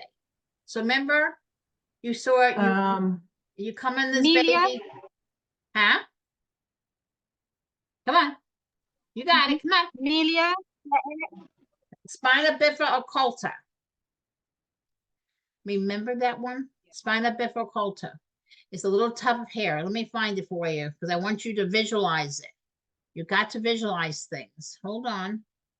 Okay. That's what a little tailbone. Let me say, where did I pass it, Barbara? Oh, okay. I want you to visualize it, but somewhere in here, that little Further. tuft of hair. Spina bifida occulta. I'm trying to find it for you. But I wanted you to visualize it so that you have it in your head because you might see that again, guys. So that's why I threw that in there. Okay, let's go on. Oh, there it is, spina bifida. Let's go here. Hold on. All right. Okay. I thought I had my little girl with the little tuft of hair. All right, let's go back down to where we were. All right. Okay. We're almost done, guys. So hang in there. Let's go back here. Okay. Oh, that's with the blastosis. Let's go here. Okay, so where was I? Let's see, 91, 92. Hold on. All right, here we go. Okay. All right, so we've done all of that. We've done spina bifida. Let's do PKU. Yeah, we did that. Okay, PKU. Okay, so on PKU, we do the Guthrie test. Okay, the Guthrie, Guthrie. Okay, and we're doing that test as a blood test. And we're doing it to see if the baby's able to metabolize phenolphthalein. Okay, phenolphthalein is your amino acid, and it's really an essential to life, and it's found in your protein foods. We do have children, we pick up in infancy, they're unable to digest this essential acid. And so the phenolphthalein then accumulates in the blood. And we pick it up in the blood because it's quicker. Now, write this down. You can do the PKU test 48 to 72 hours after delivery. 48 hours to 72 hours after delivery. And the reason why you can't do it right after delivery is because the baby hasn't taken in protein. Makes sense, right? You got to take in protein to show if you're able to digest this protein. Okay, so if you're not able to digest this protein and you accumulate phenolphthalein in your blood and it's not taken care of, then you can have severe mental retardation. So that's why we do blood tests, is because we want to pick it up quicker. Okay. So these babies appear normal at birth. You wouldn't know. And remember I said we don't do the urine test because by the time you do the urine test, brain damage has already occurred. So there is a delay development about 4 to 6 months, and these babies sometimes have failure to thrive. Now, child does have a musty odor, and they have some personality disorders. And let me tell you, these normally occur in blonde, blue-eyed children, and because they lack triosin, which is needed for melon formation. So what I want to remember at a PKU is they cannot have protein. So we're going to put them on lofenilec. So here it is. Here's the formula. It's called lofenilec. And this is what it is. It's a substitute. It's a synthetic food that provides enough protein for growth and tissue repair. They have to get something. Your body needs something for your muscle, for tissue. And so that's why you start them out with lofenilec. And I would know that for the test. Okay. All righty, let's go on here. So these, okay, so that was PKU. Any questions on PKU? Remember the time, 48 hours to 48 to 72 hours after delivery. You got to think about it. You got to have enough protein circulating. Okay. And it's a blood test. It's actually state mandated. Every child, every infant born must have this test done. And it's good to have it done. Yeah. Okay. I'm sorry, Let's go on. Professor Dunham, I have a question. In the previous slide, it says that they, I think you said they don't have enough protein in their body, right? Well, what happens? No, they take in the protein. Okay, say at birth. So they're born. Mommy gives them breast milk. They take in protein. Then before they go home, we're going to do the Guthrie test. We're going to test for this. And we're going to see if their body is able to metabolize the phenolphthalein. Because phenolphthalein, protein breaks down into phenolphthalein in the body. Excuse me. So if they have an excess amount of phenolphthalein circulating in their body because their body cannot metabolize it, then it's going to show up on this Guthrie test. And then they're going to have to go on a lifelong dietary regimen. And so we're going to start them out as an infant. You can't breastfeed because remember proteins in breast milk. So you can't breastfeed. So we have to put them on that special formula, lofenilec. These are the two formulas that I use for babies who have PKU. And they have to have good follow-up. They're going to have frequent evaluation of their blood phenolphthalein levels. And you're going to send them to probably a dietitian so they can make sure that they're getting enough nutrition. Because these are kind of babies that have they have personality disorders. They have failure to thrive. That means they don't grow like a normal child. It's because they're limited on these foods, on protein. So does that answer your question? Yes, I think I understand it like the opposite way, but I got it now. You got it now? Yes, Okay, gotta ma'am. make sure because you're gonna see this one, and I want to make sure you understand how it works. Yeah, I mean it's an error. Remember, it's one of the errors of metabolism. Yes. And unfortunately, does happen. That's why every baby born has this test before it goes home. So I have question pertaining to the same thing, because you said that the test is done 24 to 48 hours after baby is born. I Now- said 48 to 72 hours. Sorry, 48 to 72 hours. So you Yeah. said breast milk does not contain protein. Does contain protein, does. Oh, it does. Oh, my apologies. Okay, because I was That's gonna okay. say if Yeah. baby's not getting it, then mom is home already by this time. No, see, that's what it is. Mom, you get this test done before she leaves the hospital. So we do it.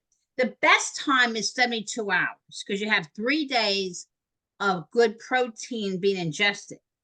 Then you get a good test. But sometimes moms go home in 2 days. So we get 48 hours. But they got to have at least 48 hours of protein so that we can see if they're able to break down this phenolphthalein that's circulating in the body.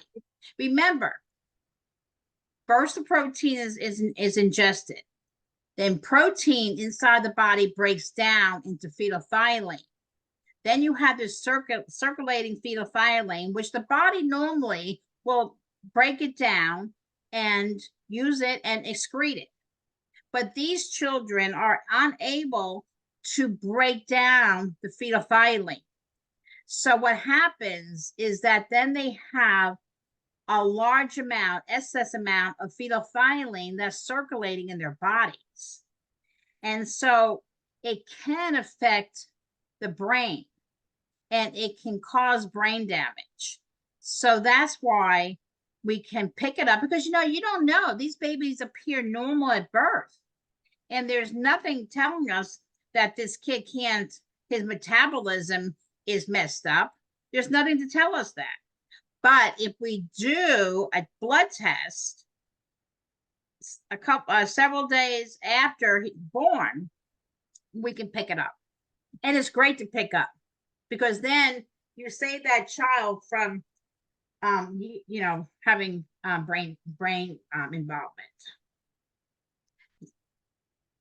Are you clear now? I am. Thank you. You're welcome. You're welcome. Yeah, it's sad. It really is sad. But again, these are things that can go wrong. These are errors of metabolism. And it does happen. So we want to make sure. And I'm going to tell you that Guthrie test, you have to do it perfectly. You get the blood sample and you have to put it in these perfect little circles. It's like 5 circles on a little card. And you got to put it, and you can't let a blood seep out outside these circles. It's very particular test. Yeah, I was lucky enough to see one at my maternity my maternity clinical, and she was just like, I messed it up, I have to do it over again. And I'm like, well, it's just a little piece out. She was like, oh no, it's not good, it's no good. That's right. Thanks. Exactly right. I know, I've been there. And so it's like, okay, I'll do it over again. Yeah, you got to. I mean, but you got to have things perfect in medicine because the child's life is dependent upon it. Okay, so another era of metabolism is called maple syrup urine disease. Just like it sounds. Maple syrup is kind of a sweet thing, right? Everybody likes to put maple syrup on your pancakes, right? Right. It makes your pancakes nice and sweet. Okay, so these children, they appear healthy at birth, but problems do soon develop. They have feeding problems. You know that moral reflex, that startle reflex we talked about? They lose the moral reflex. Their tone, they have what we call hypotonia, which means they have very low tone in their muscles. These kids are getting sicker. Can you get the picture? And they have irregular respirations and may really get sick. They can have convulsions. So these are things that you want to pick up on. So what do you think we can see? Well, in the urine or the sweat, or I go with the earwax, they have a characteristic maple syrup sweet odor. Now that's caused by actually ketoacidosis. And ketoacidosis makes your breath, right, kind of fruity, right? Like a diabetic. Doesn't diabetic, if they're in ketoacidosis, you pick that up by their smell of their breath, right? Correct. Yeah. So here, same thing with maple syrup urine disease.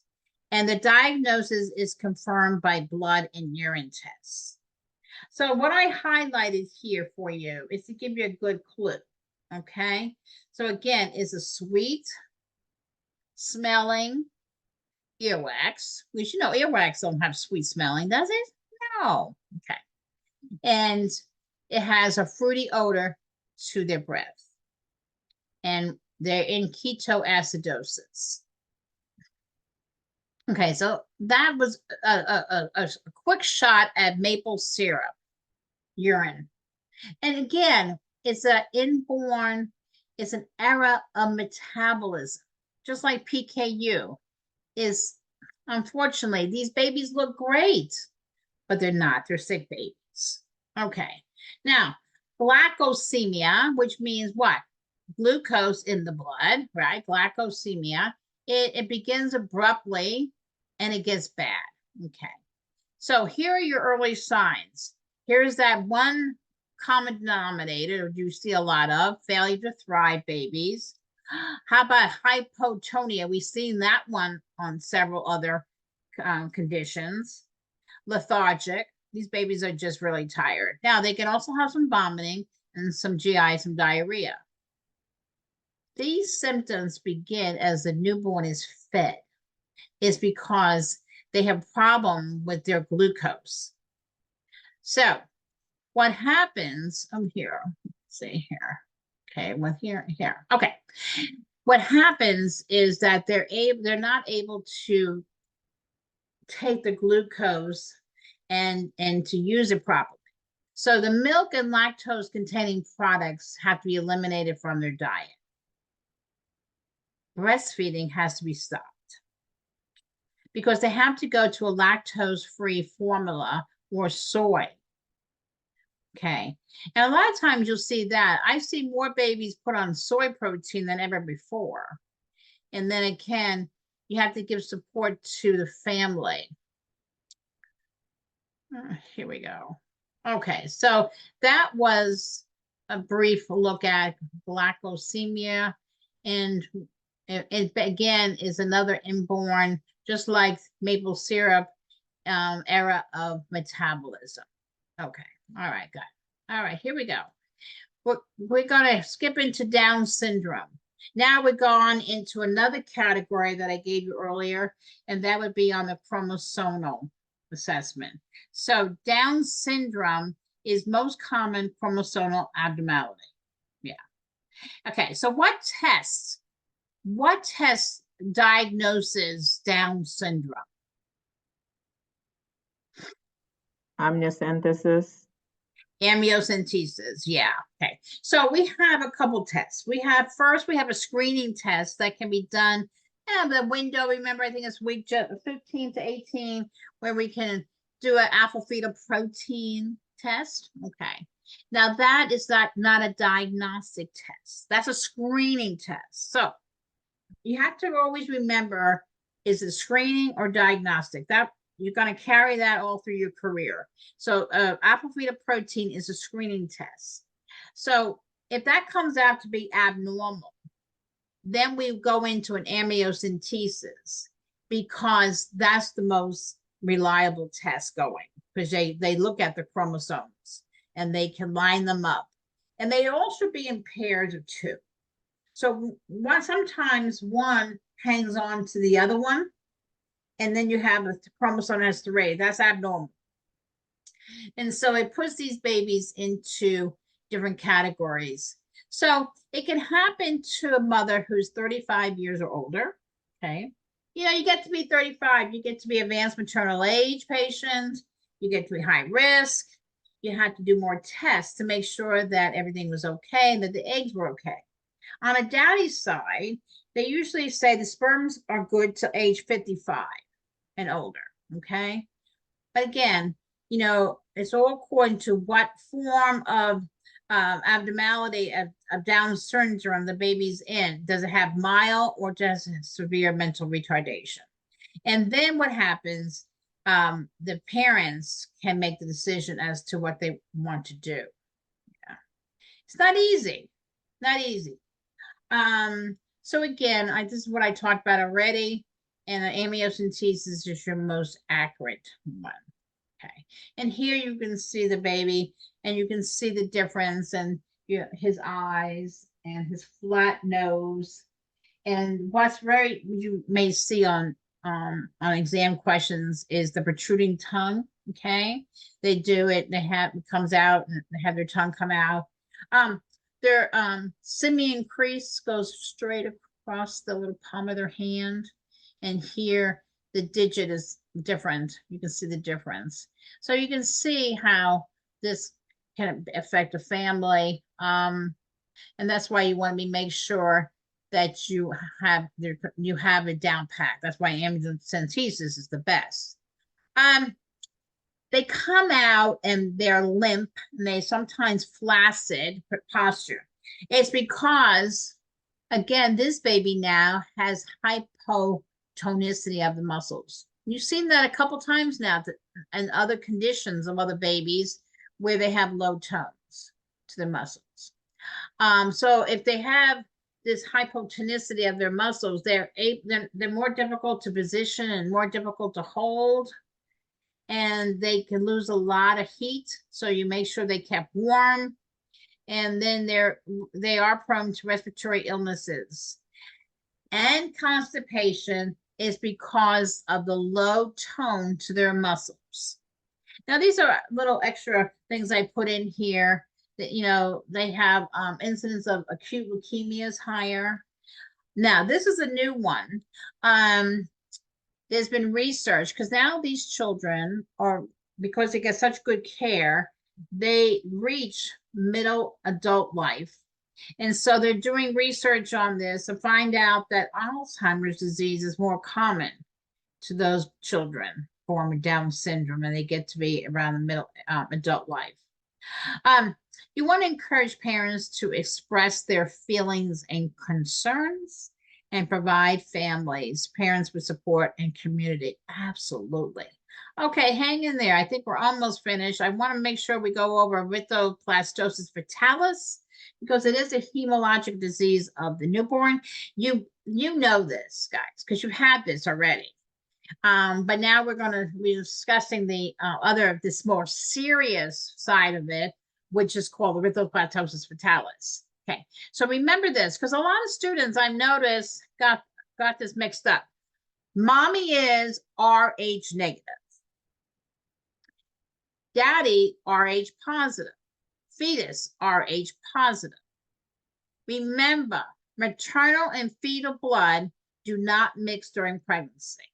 Okay, they don't. No. Everything, all these little antibodies that mom puts out do cross the placenta.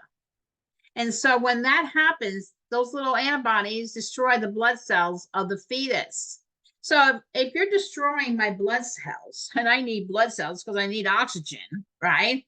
I mean, oxygen is carried in the red blood cells, so I'm going to get anemic, okay?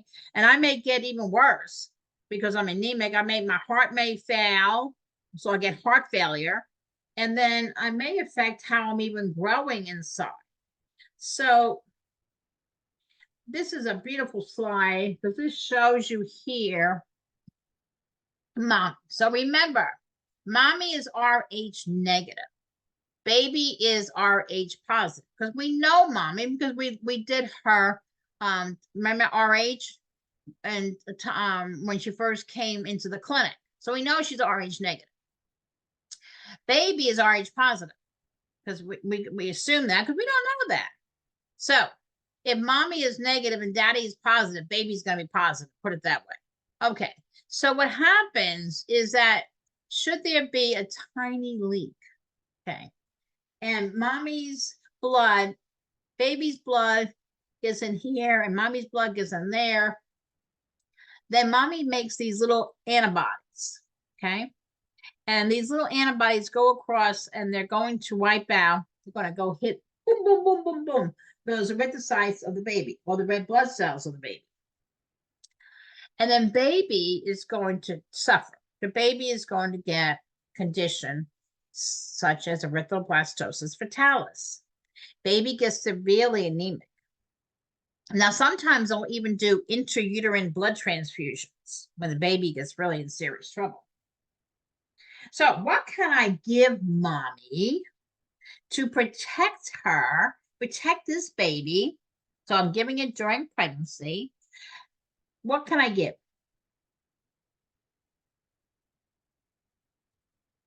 Give her Rogaine. Rogaine? That's right. Give her Rogaine. So I'm protecting, when I give it during the pregnancy, I'm protecting this pregnancy. Now, she delivers the baby, okay? And now, postpartumly, I'm going to give her Rogaine again. Boom. Because I'm going to protect the next pregnancy. Okay?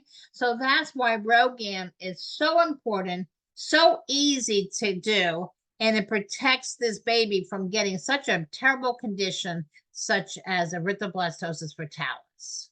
Okay, so here's a slide I kind of did, and I put it in red for you. Yeah, we want to make sure that we give it before she goes home, so 72 hours. And again, if she has ectopic pregnancy, say, or she had an abortion anytime, or amniocentesis, we're going to give Rogaine. We're going to protect the baby. Okay, so that makes sense. Oh, this slide I was looking for earlier. I'm so sorry, guys. This is about the glycosemia. Oh, how that got back here. Okay, I'll fix that later. Okay. All right, so I don't know. This slide's got kind of wonky here. We already went over all this. Hold on. All right. Let me see here. Hold on. Hold on. Let's go into now neonatal absence syndrome. Okay. So what happens is this baby's causes by fetal exposure to drugs in utero. Okay. You probably will see this again. All right. So remember, these drugs cross the placenta barrier, and the baby's going to be born with this addiction, no matter what. And the baby's going to have, he's going to have withdrawal. And unfortunately, they can have some long-term development and neurological defects. Absolutely. Okay. So with that baby, my slides got kind of wonky here. I apologize here. What did I do? Okay. Hold on. Oh, here we go. Here, that's what I was looking for. Okay, so neonatal, these are my symptoms. I would know this because this could be like an all-apply question. So the baby will have body tremors or hyper irritability. That's your primary sign. And he's awake a lot. He may have diarrhea, poor feeder, and I have seen this on a test, sneezing and yawning. Okay. So these are what the baby does, okay? You need to know this. And how you're going to take care of this baby is by swaddling this baby. Treatment is swaddling and quiet environment. And these babies do have seizures, so you're going to observe for seizures. And baby, because of the risk for seizures, they may give this baby phenobarbital just to kind of keep everything quiet. Because once you start having seizure activity, the brain's involved too. And again, how we're going to test this baby is meconium. It's more accurate than anything else. Okay, so I would definitely know these symptoms of what goes on with the neonatal absence syndrome baby. Okay. So here's my little brain teaser. Oh. How does a nurse take care of an infant who's withdrawing from opiates?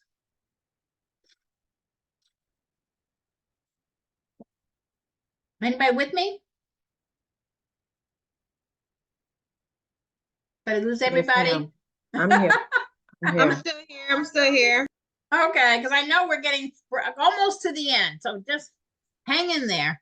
Anyway, how would you take care of this baby? Swaddling. Is swaddling. Yeah, that's swaddling. Okay. All right. Let's move on. Let's talk about microsomic babies real quick. Those are large babies, 9 pounds or greater, right? Large babies. The problem with them is all mom's glucose is transferred to the fetus. Okay. So when they're in utero, now listen up. When they're inside mommy in utero, they get a condition hyperglycemic. They're in a high sugar environment. So when you're in a high sugar environment, you're going to be getting what? More fatty acids, more protein. They get a large. So that makes them big. So they weigh a lot. And then because they have all this hyper sugar, then they're going to have their little pancreas has to produce large amount of fetal insulin. Okay, so now these guys are born. And here's my picture. Okay, so it's a big baby. Look at those shoulders, the chest, his head. Okay, big baby. So you got the picture. So he's, these babies are in the NICU. They have an IV. Because their problem is, guys, when they're born, their blood sugar plummetes and they get hypoglycemia. That's what you have to remember. They get hypoglycemic. And so from that, they get also hypocalcemia, and they can go into hyperbilirubinemia. So they'll probably be needing phototherapy. So again, and I want you to really look at this. They develop, these developmental defects and suffer complications of respiratory distress syndrome. So hypoglycemia can lead to respiratory distress syndrome. Write it that way. I'm saying it for a reason. So they have low blood sugar, low calcium, and they have too much of bile salts, bilirubin, circulating in their blood, which makes them jaundice, which then they have to have phototherapy. Okay. That's your macrosomic baby. So what we're going to do, we're going to monitor glucose levels. We're going to take his vital signs. You saw the picture with the IVs. You're going to look for signs of irritability because, my gosh, and tremors to go with irritability because, my goodness, I'm looking for my sugar. And of course, this big one is respiratory distress. So anytime that you have a glucose level that falls like below 40 milligrams per deciliter, you can have permanent brain damage. So you see why we jump on these babies when they're born? And even though this baby to you may look really healthy, this is a sick baby. Okay. All righty.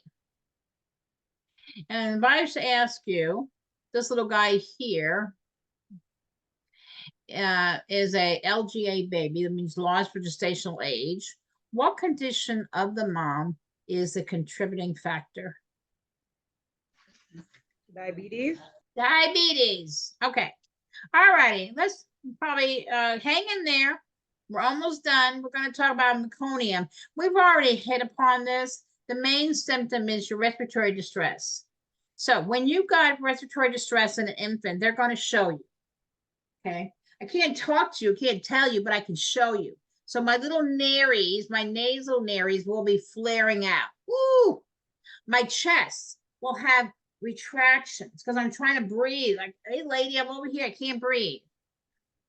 Cyanosis. I'm not getting the circulatory system. I'm not getting circulation. I'm going to get cyanotic on you. Grunting. I'm trying to get.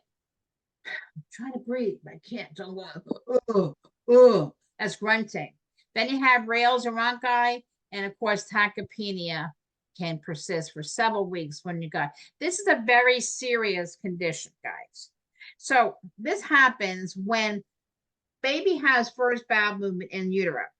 Now baby comes out, and his head is out. I've got to suction that. I've got to suction him when he's born. And then I don't stimulate this kid to cry. No. I deliver the rest of the baby and I take him over to the warmer because I got to keep him warm. So I take them over to the warmer, and respiratory therapy will put an ET tube down and suction and get as much as they can, because I don't want this baby, when he takes his cry, it's going to be such a cry that he could aspirate this meconium into his lungs. And these babies get very sick babies, very sick. They are in the NICU. They do have oxygen, and they're kept warm, and they're on IVs, and they're on antibiotics. It is. So we already did aquacyanosis. I already did that with you. And let me see here. You could probably look at this yourself on the head of the baby. I think this was on your quiz. I don't remember. But anyway, I'm going to go over these real quick. Capsuccedium, remember we talked about this a while back, where the sutures, capsuccedium crosses the suture line. Remember, I got my head down here, I'm showing my suture line. So the capsuccedium would be in the middle here, crossing the suture line. If you have a cephalhematoma, that's a collection of blood, and that would be on more on the side of the head over here. See where I'm pointing my head here? It does not cross the suture line, does not. Okay, and then you have your fontanelles. Okay, all right. Okay, I think this should be coming to an end. I think this is you all know that it's all right. Yeah, and then the math. Okay, do me a favor with the math. This is what I've seen, where it says to you round to the nearest 10th. Well, I get answers that show to the nearest 100. No, it says to the 10th. Just read when it says to round to the nearest 10th or the nearest 100th. Do what it tells you to do. Okay. You must do that. All right. So I'm just this is just about math. You know your math, right? Calculations. D is what? What's D stand for? Dosage. What you desire, right? Okay. Over divided by what? What's H? Your half, dosage over half. Then times what? Quantity, right? Correct. Volume. Is everybody agreeing with this? Volume. You take what your dosage, take what you have, and you divide that, right? Half, doses by half what you have, times your quantity. So you get it. So you have 15 milligrams. So here we are. Let's just read this. You're preparing for an injection of morphine. And so your order is 15 milligrams IM, right? Okay. So that's what your order reads. That's what you desire. D. Okay. Then your stock morphine is 48 milligrams per 2. Okay. So you can, you can figure it. You can even divide that 48 by 2 and you get per 1. All right. And so what you do here is you take 15 milligrams and you take your 48 and you times it by 2 and you get 0.625 and it says round to the nearest 10th. So that's what you did, is 0.6. Do me a favor on ExamSoft, do not label your answers. Okay, so I think that is it, guys. Let me see who's still with me. Oh my goodness, we lost a lot of people, but that's okay.